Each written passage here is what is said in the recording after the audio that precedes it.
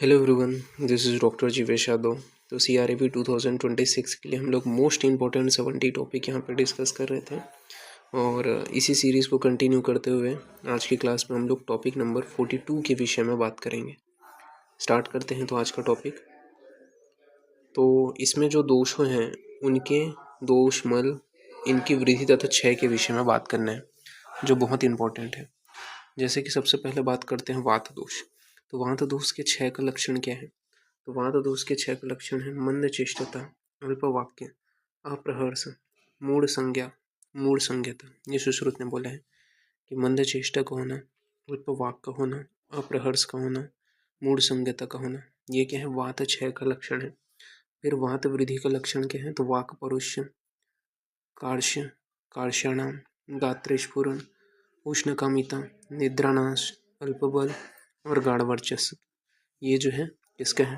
वात वृद्धि के लक्षण है। तो वाक परुष्यता, कार्श्य, कार्षणाम, गात्र स्फुरण, उष्णकामिता, निद्रानाश, अल्पबल व गाढ़ वर्चस्व, ये जो है वात वृद्धि का लक्षण है।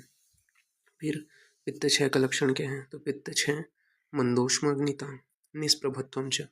तो पित्त क्षय होने पर क्या है? अग्नि मंद हो जाती है और निष्प्रभता की उत्पत्ति होती है। ये पित्त क्षय का लक्षण है। जबकि पित्त वृद्धि का लक्षण है पित्तोभासता। तो पित्तोभासता का होना, संताप का होना, शीत कामिता, ठंडी चीज़ों की इच्छा का होना, अल्प निद्रता का होना, मूर्छा होना, बल हानि का होना, इंद्रिय नाम दौर्बल्यम। तो इंद्रियों का दौर्बल्य होना, पित्त वर्ण का विड़, मूत्र और नेत्र हो जाना, ये क्या है? पित्त वृद्धि का लक्षण है। तो पित्तोभासता, संताप, शीत कामित्व, अल्प निद्रा, मूर्छा, बल हानि, इंद्रिय दौर्बल्य, पित्त, विड़, मूत्र, नेत्रता, ये जो है पित्त वृद्धि का लक्षण है। नेक्स्ट अपन आगे बढ़ते हैं कफ क्षय। तो कफ क्षय का लक्षण क्या है? तो रुक्षता, अंतर्दह, अमाशय को छोड़कर अन्य श्लेष्माशय में शून्यता, तृष्णा, दौर्बल्य, संधि, सौतल्य, प्रजागरण, ये जो है कफ क्षय का लक्षण है। तो कफ क्षय का लक्षण क्या है? रुक्षता, अंतर्दह, अमाशय को छोड़कर अन्य श्लेष्माशय में शून्यता, तृष्णा, दौर्बल्य, संधि, सौतल्य, प्रजागरण, ये कफ क्षय का लक्षण है। कफ वृद्धि के लक्षण क्या है? तो शुक्लता का होना, शैत्य, स्थिरता का होना, गौरवता का होना, अवसाद का होना, अति निद्रा का होना, तंद्रा का होना, संधि विश्लेष का होना, अस्थि विश्लेष का होना, ये क्या है? कफ वृद्धि का लक्षण है। तो शुक्लता, शैत्य, स्थिरता, गौरवता, अवसाद, अति निद्रा, तंद्रा, संधि विश्लेष, अस्थि विश्लेष, ये कफ वृद्धि का लक्षण है। अब आ जाते हैं अपन लोग मल के ऊपर। ठीक है, तो ये मल के ऊपर अपन आते हैं। तो मल क्षय का क्या लक्षण है? तो आचार्य सुश्रुत ने बताया है मूत्र क्षय सबसे पहले।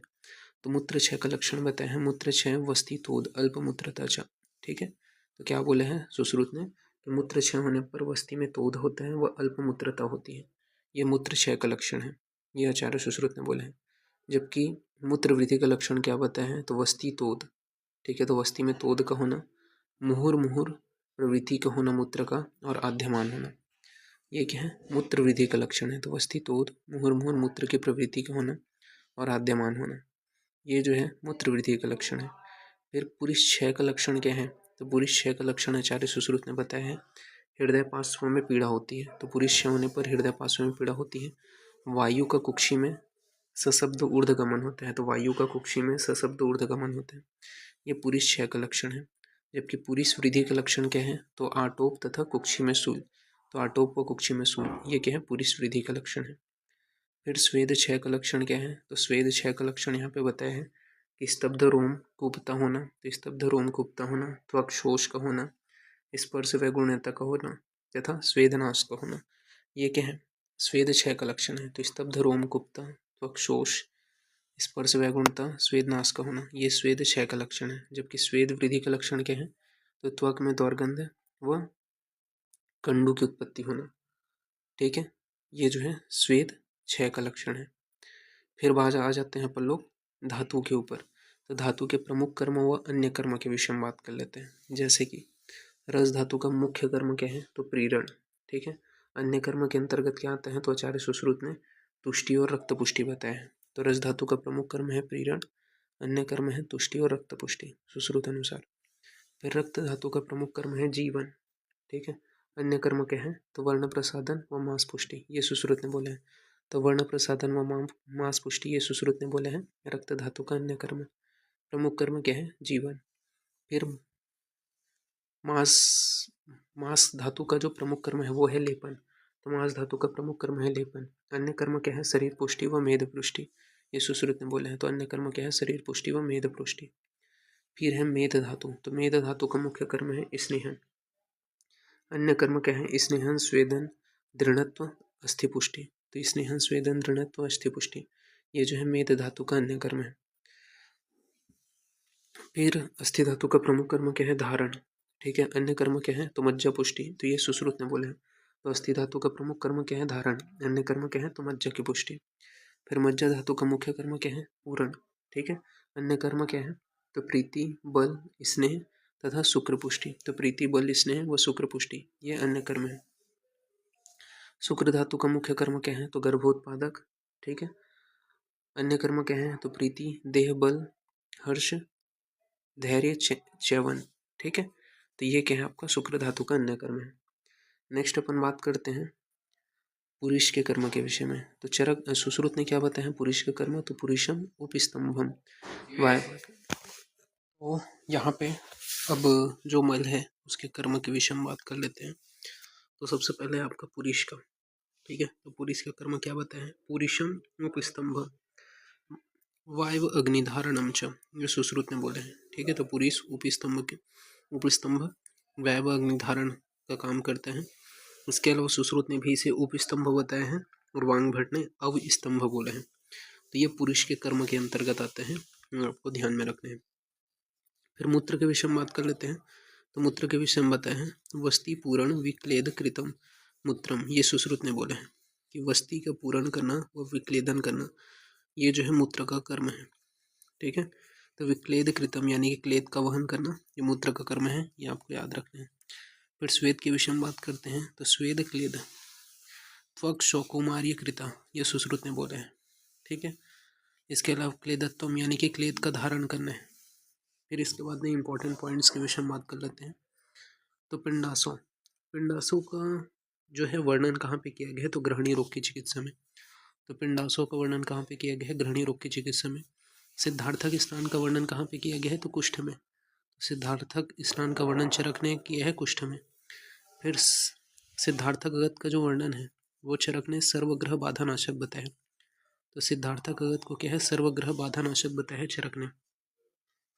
फिर बहुशाल गुड़ का वर्णन भगंदर में किया है षडांगधर ने। बहुशाल जो गुड़ है उसका वर्णन भगंदर में किया है षडांगधर ने। फिर पिंड रस का जो वर्णन है वो पिंड रस को क्या बोले हैं? वृष्य बोले हैं। ठीक है। तो पिंड रस को वृष्य बोले हैं चरक ने, जबकि पिंड तैल को जो है वात रक्त में वर्णन किया है। तो पिंड रस को वृष्य बोले हैं चरक ने और पिंड तैल का वात रक्त में वर्णन किया। गुणोदक का जो वर्णन है, गुणोदक का जो वर्णन है वो वातस्वर भेद में किया है सुश्रुत ने। तो गुणोदक का जो वर्णन है वो वातस्वर भेद में किया है सुश्रुत ने। सिद्धार्थक जो घृत है उसका वर्णन अपस्मार में किया है चरक ने। तो सिद्धार्थक घृत का वर्णन अपस्मार में किया है चरक ने। गुड़ आद्रक का जो वर्णन है वो सोत में किया है चरक ने। तो गुड़ आद्रक का वर्णन सोत में किया है चरक ने। सिद्धार्थक तैल का जो वर्णन है वो अप्रपातन में किया है सुश्रुत ने। तो सिद्धार्थक तैल का जो वर्णन है वो अप्रपातन में किया है सुश्रुत ने। सर्पी गुड़ का जो वर्णन है वो छत क्षीण में किया है चरक ने। तो सर्पी गुड़ का जो वर्णन है वो छत क्षीण में किया है चरक ने। इसके बाद में अब ओज के वो विषय में बात कर लेते हैं। तो ओज के विषय में सबसे पहले तो यहाँ पे डेफिनेशन बताया है रसादि नाम सुक्रांता नाम धातु नाम यत् परम तेजस तत्खल्वो ओजा तदेव बल इत्युच्येत स्वशास्त्र सिद्धता। अर्थात रसादि धातुओं के पश्चात जो शुक्र अंत में बनता है, शुक्र धातु उसके अंत में जो बनता है, रस से लेकर के शुक्र के बाद में, शुक्र के बाद में जो धातु बनता है उसे क्या बोलते हैं? ओज कहते हैं। ठीक है। और यही शरीर का जो बल है उसका कारण होता है। तो ये ओज का डेफिनेशन है। फिर ओज के कार्य के विषय में बात कर लेते हैं। तत्र बलेन स्थिरोपचितम माशात सर्वचेष्ट स्वप्रतिघात स्वरवर्ण प्रसादो बाह्यान अभ्यंतरण च कारणम आत्मकार्य प्रतिपत्ति भवति। ठीक है। तो ये ओज का कार्य है कि तत्र बलेन सिरोपचिता। ठीक है। तो क्या है? तत्र बलेन सिरोपचिता, यही इसका कर्म है। मासात सर्वचेष्टा। ठीक है। मास को बढ़ाता है। सर्व चेष्टाएं किसके कारण होती हैं, तो ओज के कारण होता है। स्वप्रतिघात हो गया, स्वरवर्ण का प्रसादन करने का काम करता है। बाह्य अभ्यंतर च कराणाम आत्मकार्य प्रतिपत्ति भवती, तो ये ओज का कार्य है। फिर ओज के 10 गुण बताए गए हैं। कौन से वो 10 गुण हैं, तो ओज सोम आत्म स्निग्ध शुक्ल शीत स्थिर सर विविक्त मृदु मृत्सन्न च प्राणायतन उत्तम। तो ओज के 10 गुण कौन है, तो सोम आत्म स्निग्ध शुक्ल शीत स्थिर सर विविक्त मृदु मृत्सन्न प्राणायतन उत्तम। तो प्राणायतन बोला गया है ओज को। चरक ने कौन से गुण बताए हैं, तो चरक ने गुरु शीत मृदु संलक्षण बहुल मधुर स्थिर प्रसन्न पिच्छिल स्निग्ध, ये ओज के 10 गुण बताए हैं चरक ने। तो गुरु शीत मृदु संलक्षण बहल मधुर स्थिर प्रसन्न पिच्छिल स्निग्ध, ये जो 10 गुण हैं वो चरक ने बताए हैं ओज के। फिर ओज का जो स्वरूप है वो शुक्ल बताया गया है। तो ओज का स्वरूप कैसे बताया है, शुक्ल बताया गया है। फिर ओज का जो स्थान है वो अपन देख लेते हैं। तो सुश्रुत ने क्या है, सर्व शरीर बोले हैं। तो सुश्रुत ने सर्व शरीर बोले हैं। देह समवाय स्तेन न व्याप्तो भवती देहिना, और चरक ने हृदय बोले हैं। फिर ओज के 6 के कारण के विषय में बात कर लेते हैं। तो 7 कारण बताए गए हैं 6 का। तो अभिघात 6, क्रोध, शोक, ध्यान, परिश्रम और अनशन, ये ओज के 6 के 7 कारण हैं। तो अभिघात 6, क्रोध, शोक, ध्यान, परिश्रम और अनशन। फिर ओजो विकृति जो है वो 3 प्रकार के होते हैं। कौन से, विस्त्रंसन, व्याप्तन और 6 के कारण। तो विस्त्रंसन, व्याप्तन और 6 के कारण। तो ओजो विस्त्रंस का क्या क्या लक्षण है, तो ओजो विस्त्रंस में बताया गया है कि संधि विश्लेष होते हैं, गात्राणाम सदनम, दोषच्यव क्रिया सन्निरोध, तो दोषों का च्यवन हो जाता है और क्रिया सन्निरोध होता है, ये ओजो विस्त्रंस का लक्षण है। तो संधि विश्लेष, गात्रों में सदन होना, दोषच्यव क्रिया असन्निरोध, ये जो है ओजो विस्त्रंस का लक्षण है।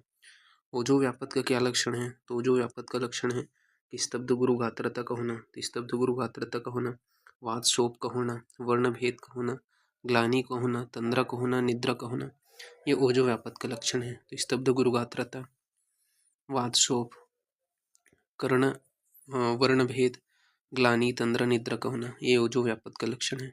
ओजो 6 का लक्षण क्या है, तो ओजो 6 का लक्षण है मूर्छा, मांसक्षय, मोह, प्रलाप, मरण, ये क्या है ओज 6 का लक्षण है। तो मूर्छा, मांसक्षय, मोह, प्रलाप और मरण, ये क्या है आपका ओजो 6 का लक्षण है। फिर बल विकृतियां 3 प्रकार की होती हैं।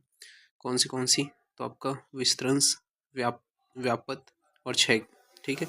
तो पहला है विस्त्रंस। तो विस्त्रंस का क्या लक्षण है, तो विस्त्रंस में बताया गया है विश्लेषादौ गात्राणाम दोष विस्त्रंस श्रम अप्रचार्यु क्रियाणाम च बल विस्त्रंस, ठीक है। तो ये जो है ओजो विस्त्रंस मतलब बल विकृति का लक्षण है। तो विश्लेषादौ गात्राणाम दोष विस्त्रंस श्रम अप्रचार्य क्रियाणाम च बल विस्त्रंस। फिर आपका व्यापक का क्या लक्षण है, तो मारुतम स्तब्ध अंगेशु ग्लानि वर्ण भेदनम, तो मारुता स्तब्ध अंगेशु ग्लानि वर्णस्य भेदनम, तंद्रा, निद्रा, वात शोप तथा बल व्यापत्ति, ये जो है लक्षण है। फिर 6 के विषय में बात कर लेते हैं। तो मूर्छा होना, मांसक्षय होना, मोह का होना, प्रलाप का होना, पूर्वोक्तानि च लिंगानि वर्णम च बलक्षय, ठीक है। तो ये जो है बताया गया है। फिर चरक अनुसार शरीर में रस आदि जो है उसका प्रमाण के विषय में बात कर लेते हैं। जैसे कि उदकम यानी कि जल या श्वेत का जो प्रमाण है वो 10 अंजलि बताया गया है। तो उदकम यानी कि जल और श्वेत का प्रमाण 10 अंजलि है। रस का जो प्रमाण है वो 9 अंजलि है। रक्त का जो प्रमाण है वो 8 अंजलि बताया गया है। पुरीस का जो प्रमाण है वो 7 अंजलि है। कफ का जो प्रमाण है वो 6 अंजलि है। पित्त का जो प्रमाण है वो 5 अंजलि है। मूत्र और आर्तव, ठीक है, स्त्रियों के आर्तव मूत्र, इसका प्रमाण 4 अंजलि है। वसा का जो प्रमाण है वो 3 अंजलि है। मेद स्तन्य का जो प्रमाण है वो आपका 2 अंजलि है। मज्जा का जो प्रमाण है वो 1 अंजलि है। मस्तिष्क, शुक्र और अपरोज, ठीक है। तो मस्तिष्क, शुक्र और अपरोज का प्रमाण जो है वो आधा अंजलि बताया है, ठीक है। जबकि ये चरक ने बोला है, जबकि डलहन ने क्या बोले हैं, अपरोज का प्रमाण 1 अंजलि बोले हैं। तो ये चीज़ ध्यान में रखना। परोज का जो प्रमाण है वो 8 बिंदु बताया है चरक ने, जबकि अरुण दत्त ने 6 बिंदु बताया है। तो ये कुछ पॉइंट आपको ध्यान में रखना है। फिर आत्रेय भद्र काव्य, ये जो अध्याय है बहुत इंपॉर्टेंट चैप्टर है, इसके विषय में बात कर लेते हैं। तो आत्रेय भद्र काव्य अध्याय में रस संख्या विषयक संभाषा परिषद में 10 आचार्यों ने भाग लिया है। तो आत्रेय भद्र काव्य अध्याय में रस संख्या विषयक संभाषा परिषद में 10 आचार्यों ने भाग लिया है। ठीक है, कौन से हैं? तो पहला है आपका भद्र काव्य। इन्होंने रसों की संख्या कितनी बताई है? 1 बताई है। ठीक है, इन्होंने क्या बोला है कि एक एव रस इत्युच्येत भद्र काव्य। तो इन्होंने एक रस होता है बोला है, वो कौन सा है आपका? जल, ऐसा करके इन्होंने बोला है। फिर नेक्स्ट है शाकुंतल ब्राह्मण। तो शाकुंतल ब्राह्मण ने 2 रस बताए हैं। इन्होंने जो कर्म है छेदनी और उपशमनी उसको बता दिया है कि छेदनी उपशमनी ये 2 प्रकार के रस होते हैं करके। फिर आते हैं पूर्णाक्ष मौद्गल्य। तो पूर्णाक्ष मौद्गल्य ने 3 रस बताए हैं। इन्होंने छेदनी उपशमनी और साधारण ये जो है 3 प्रकार के रस बताए हैं। फिर हिरण्याक्ष कौशिक आते हैं। तो हिरण्याक्ष कौशिक ने 4 बताए हैं रसों की संख्या। कौन से? स्वादु हितकर, स्वादु व हितकर, अस्वादु हितकर, अस्वादु व हितकर। तो ये जो है 4 बताए हैं हिरण्याक्ष कौशिक ने। फिर नेक्स्ट है कुमारशीर भारद्वाज। तो कुमारशीर भारद्वाज ने 5 रस बताए हैं। कौन सा? भौम, औदक, आग्नेय, वायवी और आकाशीय। तो भौम, औदक, आग्नेय, वायवी और आकाशीय, ये जो है 5 भेद बताए हैं कुमारशीर भारद्वाज ने रसों के। फिर है वायुर्वेद। तो वायुर्वेद ने 6 बताए हैं रसों के भेद। गुरु, लघु, शीत, उष्ण, स्निग्ध, रुक्ष। तो वायुर्वेद ने 6 भेद बताए हैं रसों के। गुरु, लघु, शीत, उष्ण, स्निग्ध, रुक्ष। फिर वैदिहीनिमी ने 7 भेद बताए हैं। मधुर, अम्ल, लवण, कटु, तिक्त, कषाय और क्षार।